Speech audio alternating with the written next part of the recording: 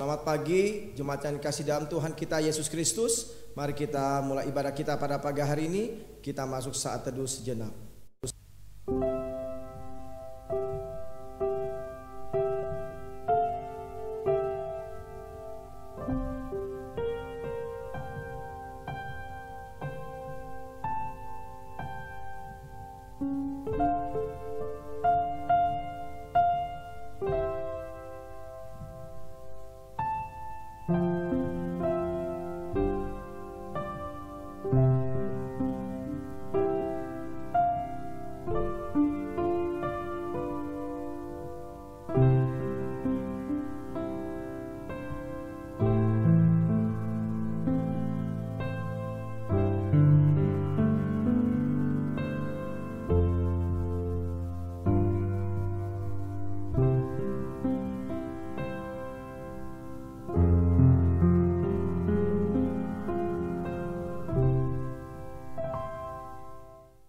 Mari semua jemaat kita bangkit berdiri.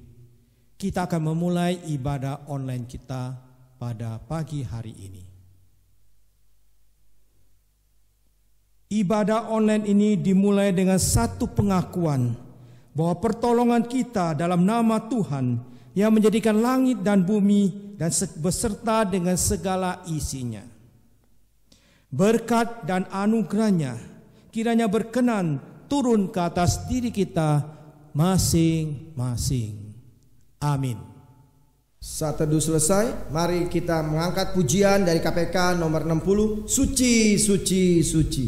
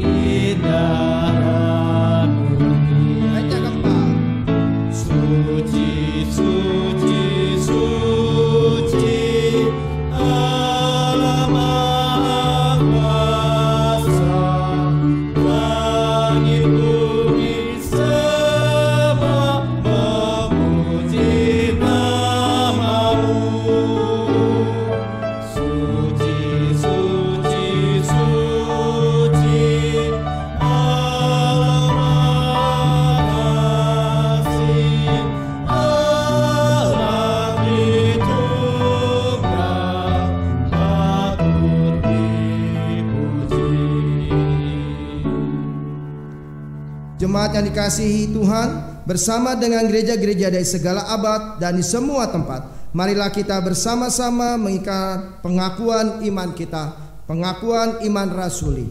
Aku percaya kepada Allah, Bapa yang Maha Kuasa, Khalik langit dan bumi, dan kepada Yesus Kristus, Anaknya yang tunggal Tuhan kita, yang dikandung daripada Roh Kudus, lahir dari anak darah Maria, yang menderita sengsara di bawah pemerintahan Pontius Pilatus, disalibkan, mati dan dikuburkan, turun ke dalam kerajaan maut. Pada hari yang ketiga bangkit pula dari antara orang mati, naik ke surga, duduk di sebelah kanan Allah, Bapa yang Maha Kuasa, dan dari sana Ia akan datang untuk menghakimi orang yang hidup dan yang mati.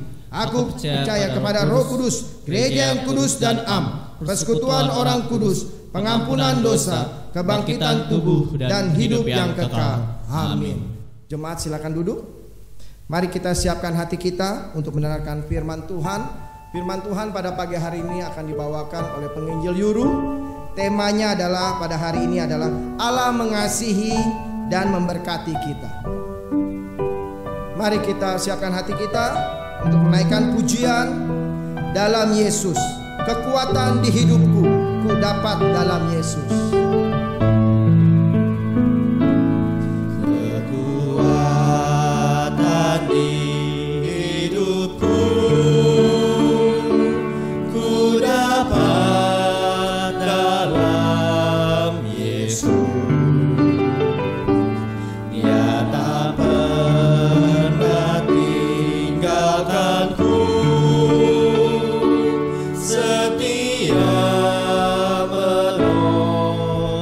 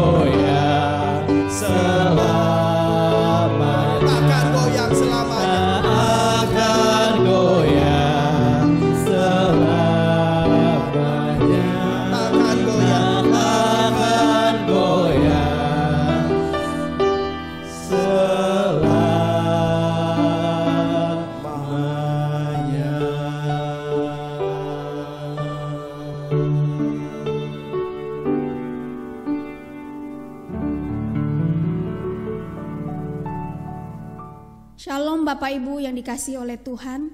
Hari ini kita akan bersama-sama mendengarkan firman Tuhan. Sebelumnya mari kita bersatu di dalam doa. Tuhan Allah kami yang bertata di dalam kerajaan surga, kami mengucap syukur untuk kebaikan Tuhan di dalam kehidupan kami. Terima kasih Tuhan telah memelihara kehidupan kami, bahkan memberi kepada kami kesempatan pada hari ini untuk mendengarkan firman Tuhan. Karena itu biarlah Engkau yang berbicara kepada kami ya Tuhan, karena sesungguhnya kami siap mendengarkan sabda Tuhan pada pagi hari ini. Di dalam nama Yesus kami berdoa dan mengucap syukur kepada Allah yang hidup. Amin. Bapak Ibu, tema khotbah kita minggu ini adalah Allah mengasihi dan memberkati kita. Memahami konsep bahwa Allah mengasihi dan memberkati kita di tengah-tengah pandemi COVID-19 saat ini bukanlah hal yang mudah Bapak Ibu. Sebagian orang sulit bagaimana Allah mengasihi dan memberkati saya di tengah-tengah pandemi ini. Apalagi kalau orang yang mereka kasihi itu dipanggil oleh Tuhan karena virus COVID-19. Dan bahkan Bapak Ibu, kalau ada orang yang meninggal bukan karena COVID-19, itu juga bagi sebagian orang itu sangat menyedihkan Bapak Ibu. Karena kerabat, sahabat, bahkan orang-orang terdekat mereka tidak bisa datang. Ya mungkin alasannya untuk menghindari apa yang dikatakan oleh pemerintah, yaitu tidak boleh berkerumun atau berkelompok. Dan juga karena mereka takut, kita takut Bapak Ibu. Takut ketularan virus COVID-19 Bapak Ibu. Jadi akibat pandemi ini Bapak Ibu, sebagian orang di PHK, usaha tidak dibuka, bahkan perusahaan terancam bangkrut. Pemasukan tidak ada, tetapi apa? Pengeluaran jalan terus, keuangan makin menipis Bapak Ibu. Dalam keadaan seperti ini Bapak Ibu, sulit bagi kita bagaimana Allah mengasihi dan memberkati kita. Jadi kebanyakan kita ya memang tidak terhindarkan bahwa konsep tentang Allah mengasihi dan memberkati kita sering sekali identik dengan hal-hal yang materi Bapak Ibu. Jika usaha pekerjaan saya lancar, maka Allah mengasihi dan memberkati saya. Atau kita sering punya idealisme, atau kita sering juga menggunakan hukum sebab akibat kepada Tuhan. Jika doa saya dijawab oleh Tuhan, maka Allah mengasihi dan memberkati saya. Jika saya sehat, maka Allah mengasihi dan memberkati saya. Ataupun sebaliknya Bapak Ibu, jika Allah mengasihi dan memberkati saya, maka Allah menjawab segala doa-doa saya. Jadi kita sering sekali punya idealisme, atau kita sering sekali punya pandangan kita sendiri dalam memahami bagaimana Allah mengasihi dan juga memberkati kita. Dan ini tentunya sering sekali bukan sesuai dengan kebenaran firman Tuhan Bapak Ibu. Karena itu saat ini saya mengajak kita untuk memiliki sudut pandang atau worldview tentang Allah mengasihi dan memberkati kita, pastinya sesuai dengan firman Tuhan. Hari ini saya mengajak kita untuk membaca firman Tuhan dari Injil Yohanes 15 ayat 9 sampai 17. Injil Yohanes 15 ayat 9 sampai 17, saya akan membacakannya buat kita semua. Elai memberi judul perintah supaya saling mengasihi. Seperti Bapa telah mengasihi aku, demikian juga aku telah mengasihi kamu. Tinggallah di dalam kasihku itu. Jikalau kamu menuruti perintahku, kamu akan tinggal di dalam kasihku, seperti aku menuruti perintah Bapakku dan tinggal di dalam kasihnya. Semuanya ini kukatakan kepadamu supaya sukacitaku ada di dalam kamu dan sukacitamu menjadi penuh. Inilah perintahku, yaitu supaya kamu saling mengasihi seperti aku telah mengasihi kamu. Tidak ada kasih yang lebih besar daripada kasih seorang yang memberikan nyawanya untuk sahabat-sahabatnya. Kamu adalah sahabatku jikalau kamu berbuat apa yang kuperintahkan kepadamu. Aku tidak menyebut kamu lagi hamba, sebab hamba tidak tahu apa yang diperbuat oleh tuannya. Tapi aku menyebut kamu sahabat, karena aku telah memberitakan kepadamu segala sesuatu yang telah kudengar dari Bapakku. Bukan kamu yang memilih aku, tetapi akulah yang memilih kamu. Dan aku telah menetapkan kamu supaya kamu pergi dan menghasilkan buah, dan buahmu itu tetap. Supaya apa yang kamu minta kepada Bapa dalam namaku diberikannya kepadamu. inilah perintahku kepadamu, kasihilah seorang akan yang lain. Demikianlah pembacaan firman Tuhan. Yang berbahagia adalah orang yang mendengar dan juga melakukannya di dalam kehidupannya sehari-hari. Bapak Ibu, dari bacaan kita tadi, Yesus sedang ngomong kepada murid-muridnya, ke-12 muridnya. Jadi bukan kepada orang banyak atau kepada orang ahli, orang Farisi ataupun ahli Taurat, tetapi Yesus lebih khusus berbicara kepada ke-12 muridnya. Nah, kalau kita kembali ke konteks mulai dari pasal 13, Yesus di sana membasuh kaki murid-muridnya. Setelah selesai, dia melakukan perjamuan malam bersama dengan murid-muridnya. Dan setelah selesai perjamuan malam, di situ Yudas mulai pergi melakukan siasat pengkhianatan dia. Dan setelah Yesus pergi, Bapak Ibu, ini menjadi momen yang sangat penting, ya, krusial bagi ke-11 murid Tuhan Yesus. Saat Yudas pergi, Yesus baru mulai ngomong hal yang sangat penting kepada ke-11 muridnya ini. Jadi bukan berarti ya selama Yesus bersama dengan ke-12 atau termasuk Yudas itu tidak penting, bukan itu Bapak Ibu. Tetapi kalau Bapak Ibu Saudara memperhatikan, mulai dari Yudas pergi, dari pasal 13 ini, Yesus mulai memberikan perintah yang bersifat pribadi, bersifat personal kepada ke-11 murid-muridnya ini. Selama masa-masa krusial atau genting ini, Yesus memberikan perintah, Bapak Ibu. Perintah yang Yesus berikan adalah Yohanes 13 ayat 34. Saya akan bacakan. Aku memberikan perintah baru kepada kamu, yaitu supaya kamu saling mengasihi, sama seperti aku telah mengasihi kamu, demikian pula kamu harus saling mengasihi. Dan ini diulang nanti di ayat yang sudah kita bacakan tadi, pasal 15 ayat 12, Bapak Ibu. Yang sudah kita bacakan tadi ya. Kedua, bukan hanya itu saja Bapak Ibu, Yesus menjelaskan juga hubungan dia antara Bapa dan dia, ya. Dan kemudian dia menjelaskan mengatakan kepada murid-muridnya, mereka harus tetap menjaga relasi mereka dengan dia, yaitu Yesus Kristus. Dan bukan hanya itu saja, dia juga memberitahukan kepada murid-muridnya kedatangan Roh Kudus setelah dia naik.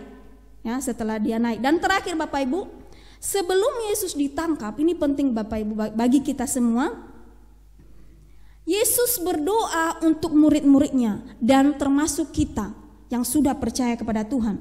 Saya bacakan di dalam Yohanes 17 ayat 20. Dan bukan untuk mereka ini saja aku berdoa, tetapi juga untuk orang-orang yang percaya kepadaku oleh pemberitaan mereka.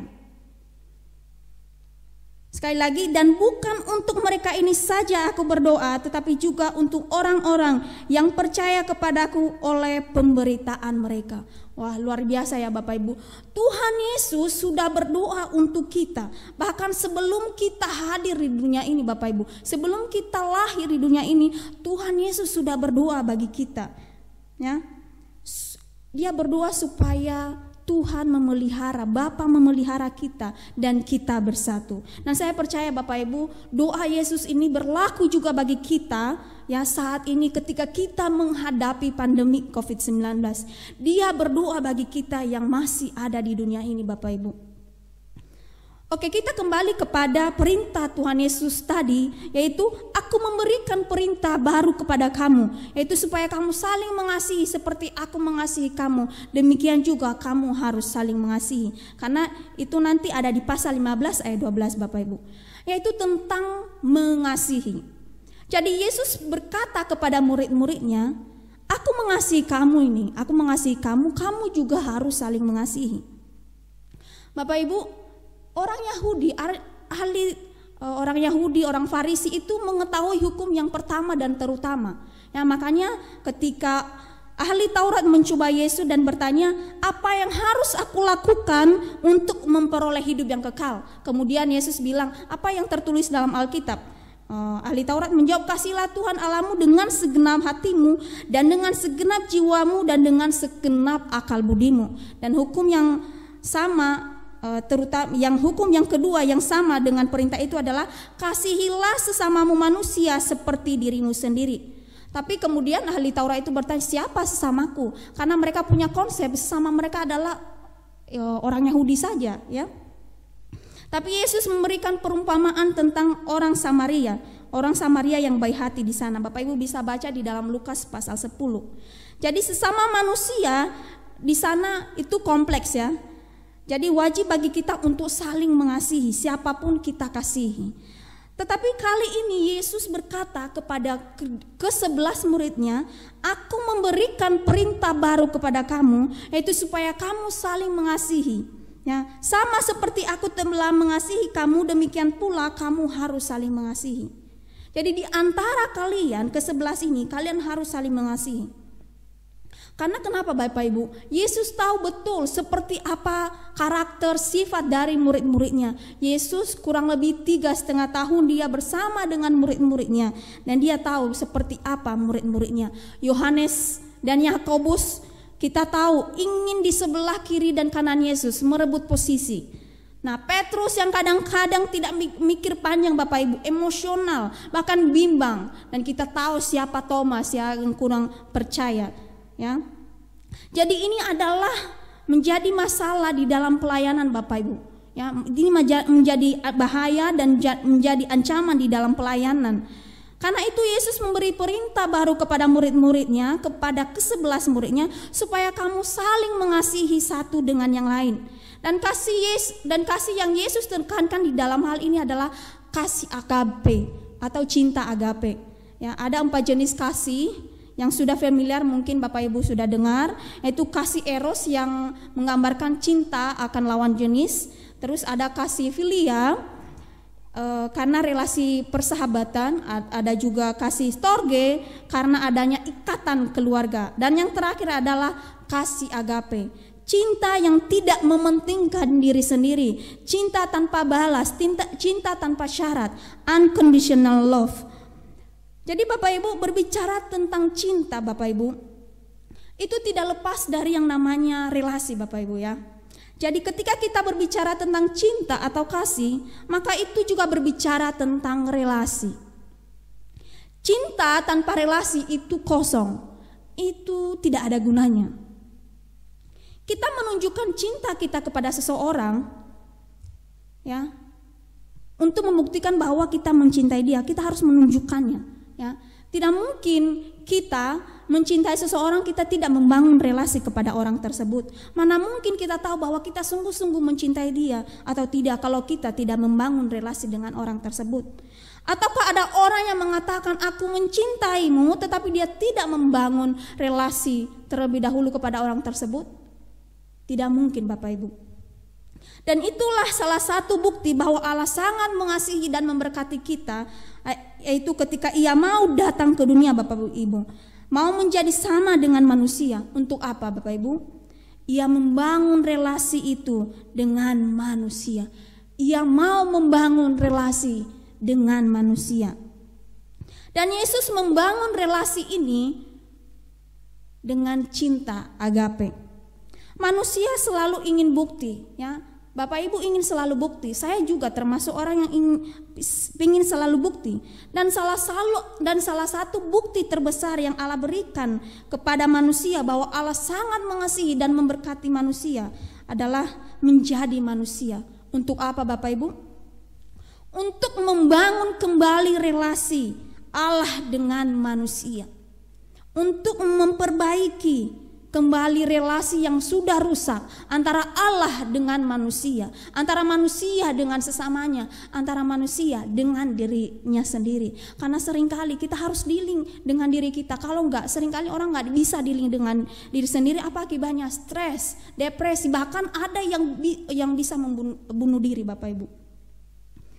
Dan Yesus membangun Bapak Ibu relasi itu dengan cinta agape, unconditional love, ya Bapak Ibu, ya. Relasi cinta agape ini harus membawa kepada sukacita Bapak Ibu, ya. Kalau berbicara cinta agape itu membawa kepada sukacita, karena itu yang Yesus katakan Bapak Ibu, dan itu yang Yesus rasakan. Mari kita lihat di ayat 11. Di situ Yesus berkata, supaya sukacitaku ada di dalam kamu dan sukacitamu menjadi penuh. Jadi relasi cinta agape yang Tuhan bangun dan berikan kepada manusia itu memberikan sukacita kepadanya. Mungkin kita bertanya, bagaimana mungkin ini membawa sukacita? Bagaimana mungkin Yesus mengosongkan diri menjadi manusia, bahkan manusia yang rapuh? Apanya yang bikin sukacita? Di masa-masa penderitaannya, kalau kita membaca seluruh kitab Injil, ya, di sana dikatakan Yesus itu dipermalukan. Dengan apa? Dia dikenakan jubah dan dikasih mahkota duri, dipukul, diludahi. Dan bukan hanya dipermalukan Bapak Ibu, dia diolok-olok. Dengan apa? Dengan cara plesetan salam. Hai guru, terus plesetan apa? Menyembah. Bukan hanya dipermainkan Bapak Ibu, dia juga diolok-olok, ya. Orang yang lewat mengolok-olok dia di antara para imam, ahli Taurat, dan bahkan Bapak Ibu kedua penjahat yang bersama-sama dengan dia juga mengolok-olok dia Bapak Ibu. Jadi bagaimana mungkin cinta agape yang dia berikan membawa sukacita kepadanya?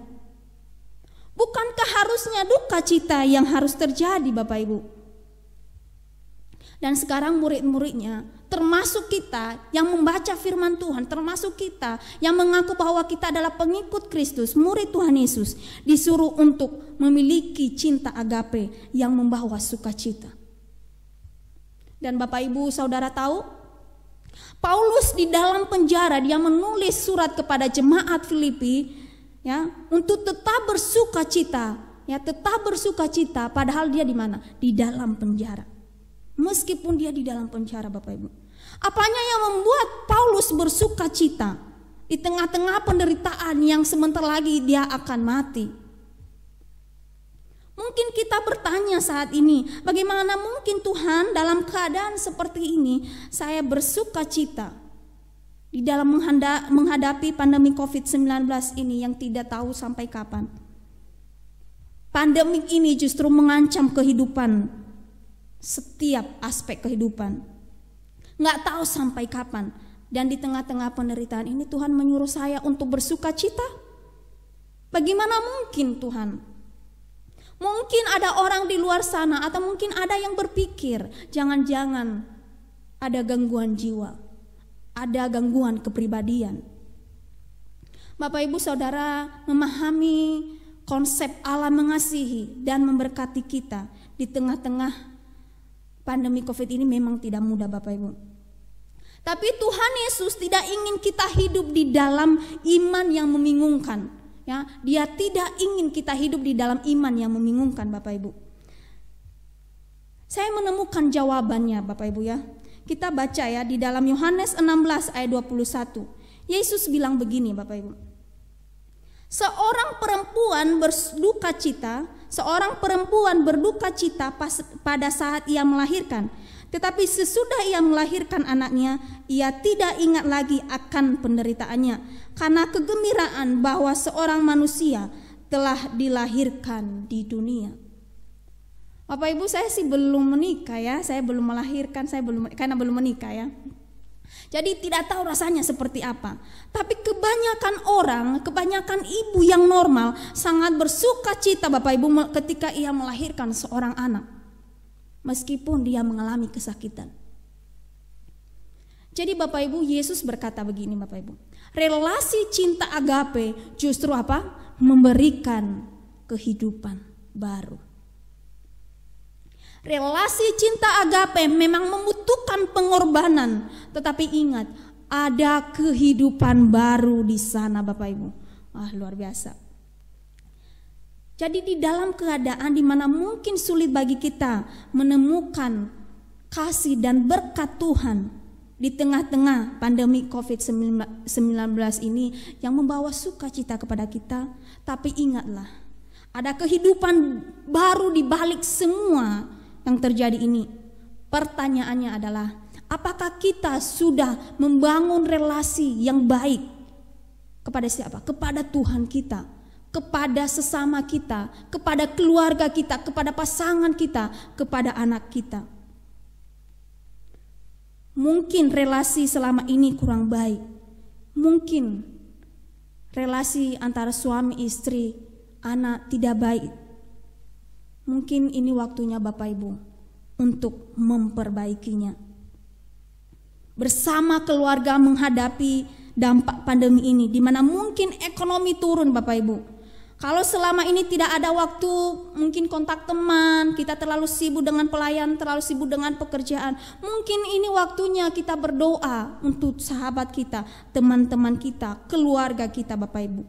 Sudah waktunya sekarang, jangan ditunda Bapak Ibu. Ini waktunya kita untuk membangun relasi kembali seperti yang Allah perintahkan. Supaya kamu saling mengasihi sama seperti aku telah mengasihi kamu. Bapak Ibu, banyak orang Kristen mengaku Kristen tapi hubungan keluarga berantakan Bapak Ibu. Hubungan relasi antara rekan sepelayanan berantakan, tidak baik, kurang baik. Hubungan rekan kerja juga kurang baik Bapak Ibu. Mengaku Kristen tapi relasi tidak baik Bapak Ibu. Jadi ini sudah waktunya bagi kita melihat dan memperbaiki diri kita Bapak Ibu. Tapi Bapak Ibu, ternyata relasi cinta agape bukan hanya memberikan kehidupan baru kepada kita Bapak Ibu.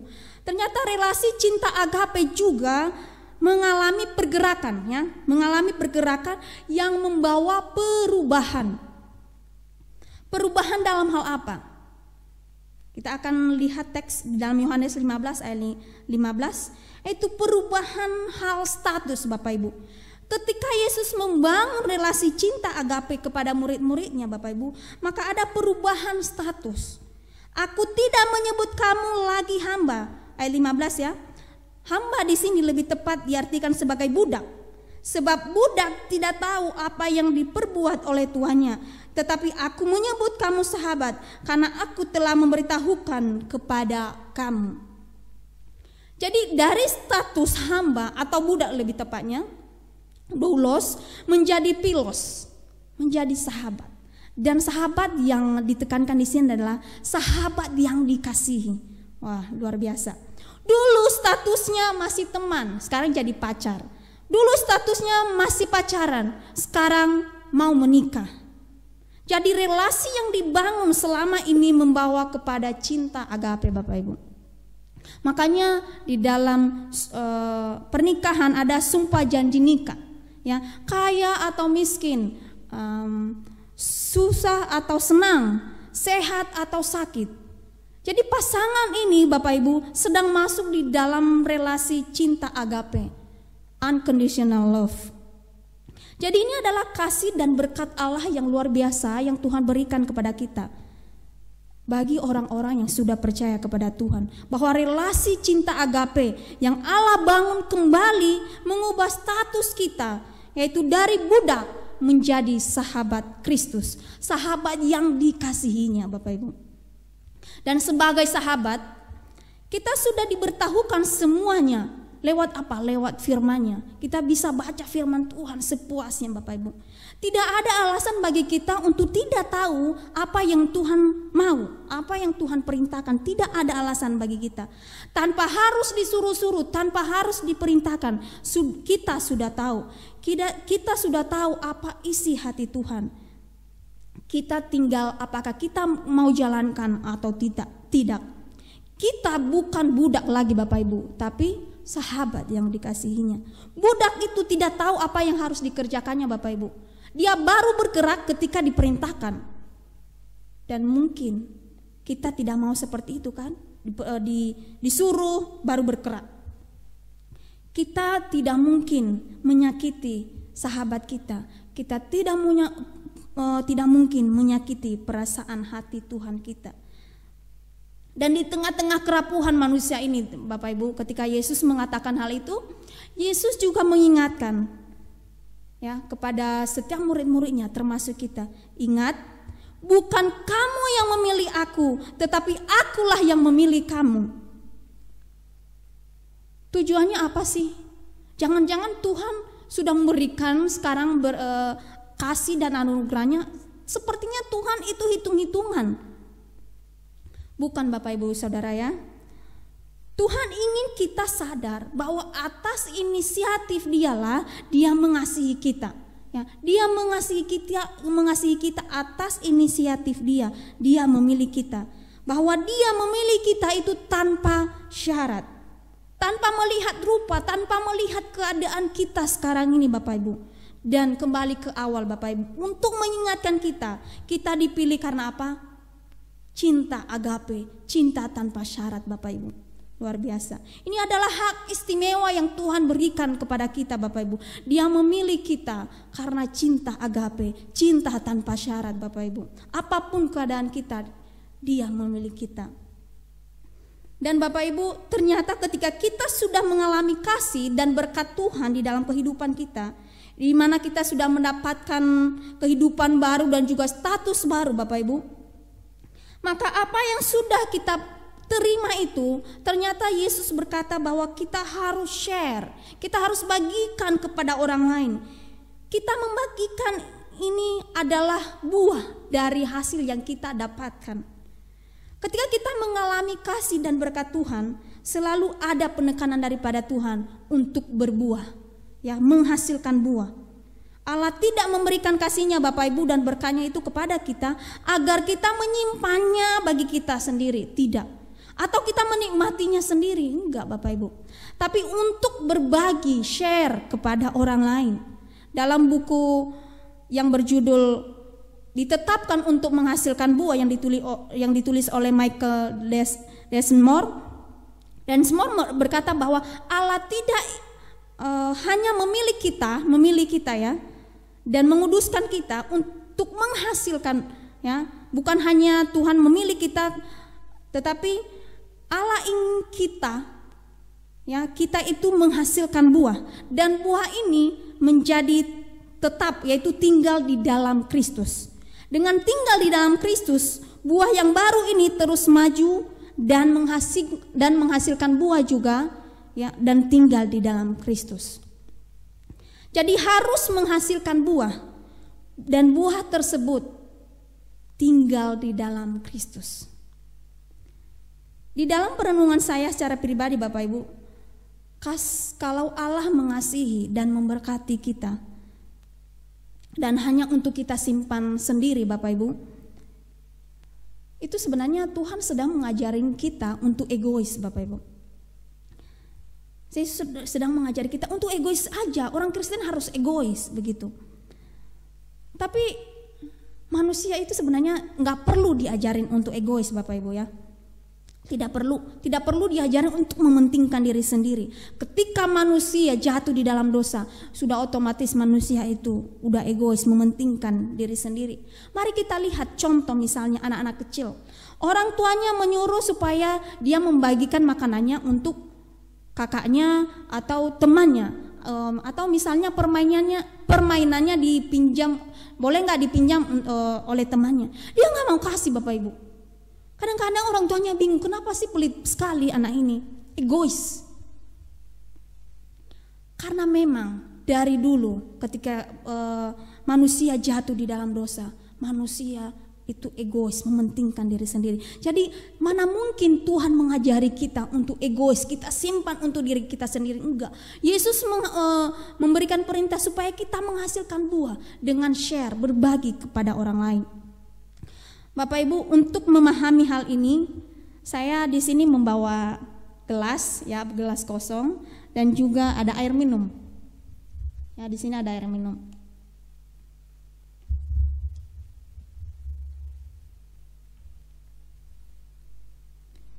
Ini misalnya ini kita, ya, manusia, dan air, bukan temannya, air itu Allah memberkati, Allah mengasihi dan memberkati kita, ya. Dia memberikan kasih dan berkat-Nya kepada kita, ya, kepada manusia.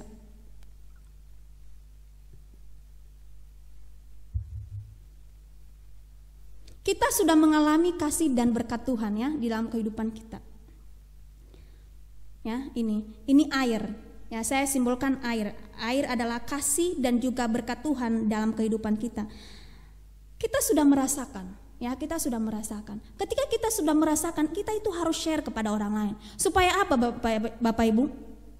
Kalau kita nggak share misalnya ya, ini sudah stuck, ini aja, ini doang yang kita rasakan. Padahal air itu banyak rasanya loh. Ada Pocari Sweat. Bagaimana mungkin kita merasakan rasa Pocari Sweat ini Bapak Ibu kalau kita tidak share kepada orang lain. Supaya kita rasakan ini, kita share juga kepada orang lain. Bahkan bukan hanya Pocari Sweat, teh ya, ada teh tawar, teh manis, ada banyak minuman Bapak Ibu. Jadi Yesus bilang begini, kita harus share. Kalau enggak itu stuck. Dan bagaimana mungkin kita merasakan sukacita kalau cuman ini doang yang kita rasakan. Ya, sukacita kita itu saja. Kita tidak mengalami sukacita yang penuh yang Yesus bilang tadi. Jadi Allah mengasihi dan memberkati kita Bapak Ibu dengan mau membangun relasi cinta agape kepada manusia, kepada kita, untuk memberi kehidupan baru, untuk mengubah status kita dari mana? Dari budak menjadi sahabat kita. Dan yang terpenting lagi adalah kita juga harus share, berbagi kepada orang lain Bapak Ibu. Dan terakhir Bapak Ibu, untuk mengetahui resep bagaimana kasih dan berkat Tuhan terus kita alami Bapak Ibu, selesaikanlah baca Injil Yohanes. Ini adalah surat cinta Tuhan kepada kita secara personal. Itu yang saya rasakan. Karena itu saya mengajak semua kita untuk menyelesaikan membaca Injil Yohanes. Oke. Demikianlah firman Tuhan. Mari kita bersatu di dalam doa. Tuhan Allah kami, terima kasih untuk kebenaran firman Tuhan yang sama-sama kami renungkan pada pagi hari ini.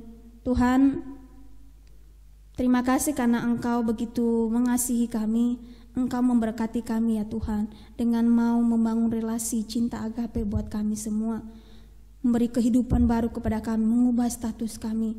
Dan sekarang juga ya Tuhan, ketika kami masih berada di dunia ini, Engkau memberi juga perintah kepada kami untuk menghasilkan buah, share apa yang sudah kami rasakan ini kepada orang lain.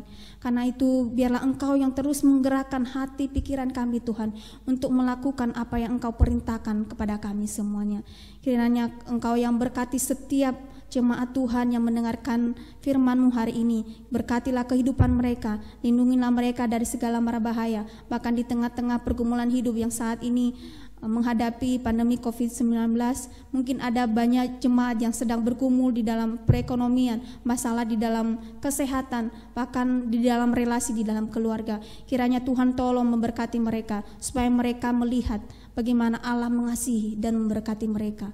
Terima kasih Tuhan Yesus, di dalam nama-Mu kami berdoa dan mengucap syukur kepada Allah yang hidup.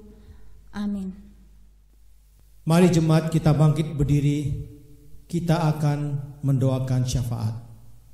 Doa syafaat ini akan saya pimpin. Bapa kami dalam surga, kami berdoa kiranya perlindungan, penyertaan Tuhan berikan kepada para medis yang sedang bekerja menangani COVID-19 ini. Pasien-pasien dilayani, pasien-pasien ditangani. Biarlah Tuhan melindungi mereka sehingga mereka tidak tertular oleh COVID-19 ini. Kami minta perlindungan, kasih dan penyertaan Tuhan selalu membackup para medis sehingga mereka bekerja dengan tenang dan tidak ada rasa takut. Kiranya kasih dan damai sejahtera Tuhan menenangkan hati dan pikiran mereka, agar mereka bisa bekerja dengan sungguh-sungguh dan tulus. Kami juga berdoa ya Tuhan Yesus, masa-masa yang sekarang dalam keadaan yang darurat ini, biarlah kami sebagai anak-anak Tuhan, kami terus menjaga diri kami tidak lupa untuk bisa beribadah di rumah kami masing-masing. Kami boleh jalankan dengan sungguh-sungguh dan secara hikmat.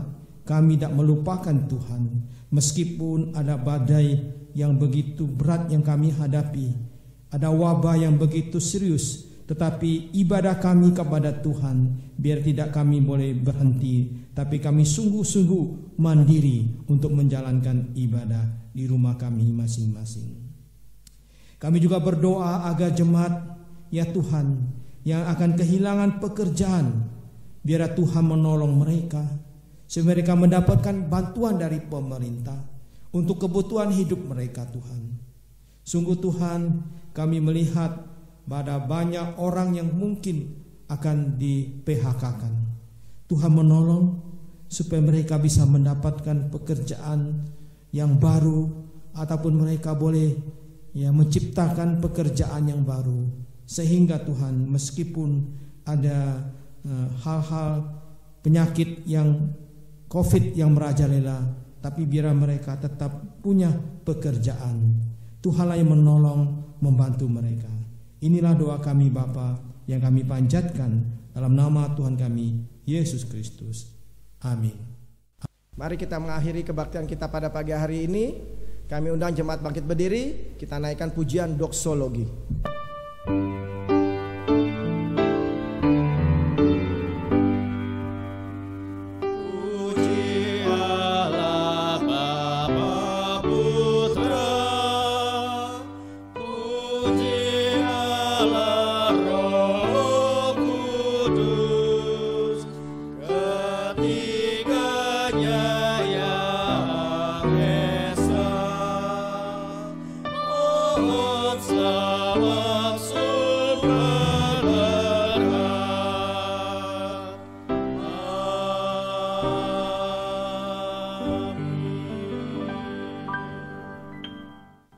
Jemaat yang kekasih, mari sekarang kita arahkan seluruh hati, jiwa, roh kita kepada Tuhan.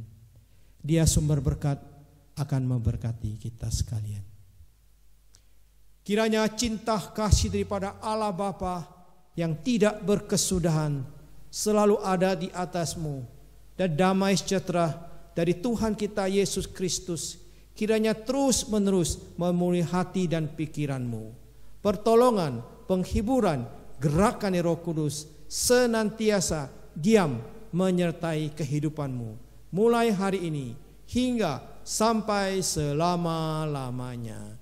Amin.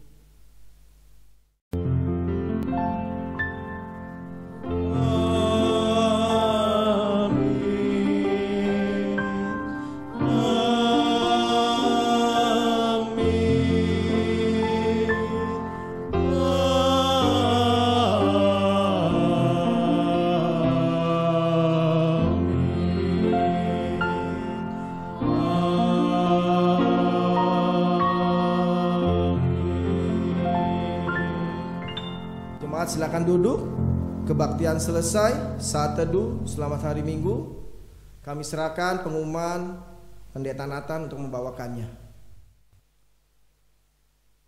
Bapak Ibu yang kekasih dalam Tuhan kita Yesus Kristus, kita sungguh bersyukur kepada Tuhan di mana kita telah mengikuti ibadah online ini dengan baik. Pada hari ini saya akan mengumumkan beberapa pengumuman. Pertama,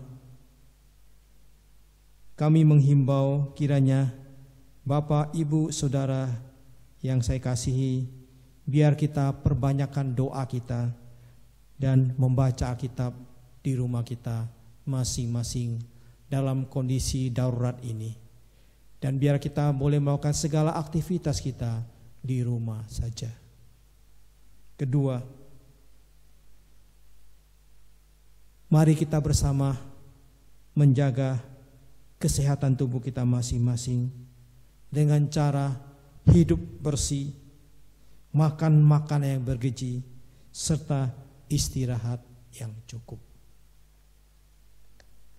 Yang ketiga, bagi Bapak, Ibu, Saudara yang tergerak hatinya untuk memberikan persembahan, saudara boleh transfer ke rekening Yayasan GKPI di nomor 001 373 1150. Demikianlah pengumuman yang saya sampaikan. Terima kasih. Tuhan memberkati saudara. Amin.